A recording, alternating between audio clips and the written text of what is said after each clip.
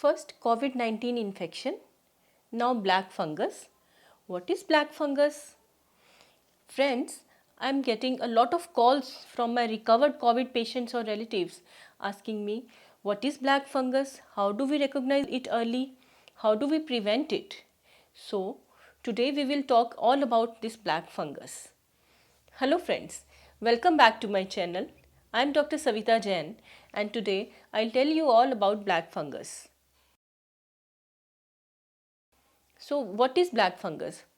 Black fungus actually is an infection caused by a fungi which is called as mucor. So the infection actually is called as mucormycosis, and these days commonly we have started calling it black fungus because it causes the blackening of the tissues wherever this infection is there. So it commonly occurs in people whose immunity is suppressed because of either some medication like steroids or other immunosuppressants, or it can happen in people who have uncontrolled diabetes. There also the body's immunity is suppressed. These days we are having a second wave of COVID pandemic. We know that this wave is even worse than the first one. We are getting more than 3 lakh cases of COVID infection daily. This means that people who are receiving a number of these immunosuppressants, steroids or other immunosuppressants, who are staying in a hospital ICU is much more. That means, so there are a lot of such individuals whose immunity is suppressed for a long time, and these people are prone to get this mucor infection. Friends, this infection has been there in around us from decades. We have been seeing these cases in diabetes or other immunosuppressed individuals since decades, but because of increased number of immunosuppressed individuals in a short period of time because of COVID, number of cases of mucormycosis or black fungus have risen recently. But do not be scared. This is nothing new. This infection can be recognized early, and if recognized early, it can be treated well. So how do we prevent it? Friends, the spores of this fungus, mucor, they are widespread in our environment. They are specially present in the soil. So to prevent it, it is important to use a mask whenever you are visiting some dusty construction site. Also, you should try to wear long pants, shoes, long sleeve shirts, gloves whenever you are doing some work with soil, for example gardening, or whenever you are handling moss or manure.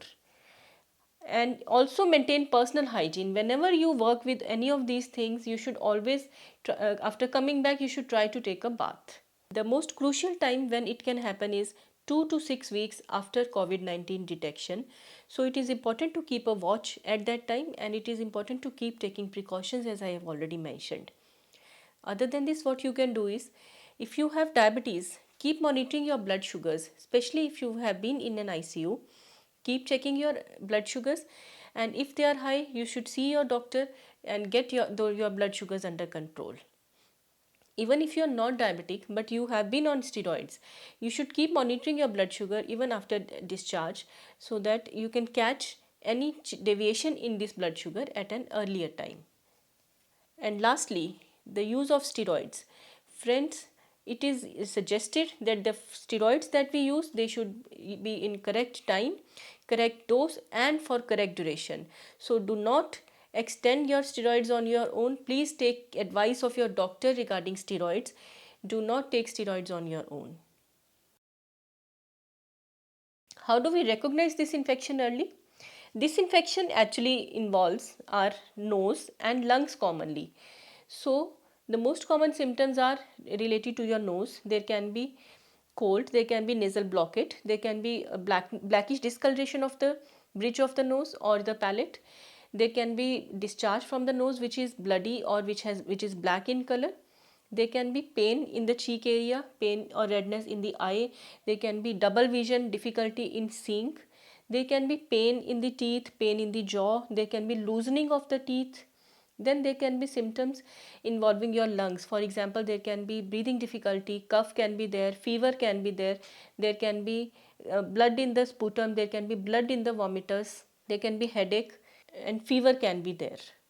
So, if you think you have any of these symptoms, especially nasal blockade, nasal congestion, you should see an ENT surgeon or if you have any chest symptoms that may be suggestive, you may see a pulmonologist and get yourself evaluated. Do not hesitate in getting investigations done to rule this out so that we can catch it at an earlier stage. So friends, if you have any of such symptoms, you should see your doctor to recognize it early so that we can treat it effectively at an earlier stage. So that's all for today. If you like my videos, please subscribe to my channel and press the bell icon. And if you are my returning subscriber, thank you very much for watching my video again. So keep taking good care of your health.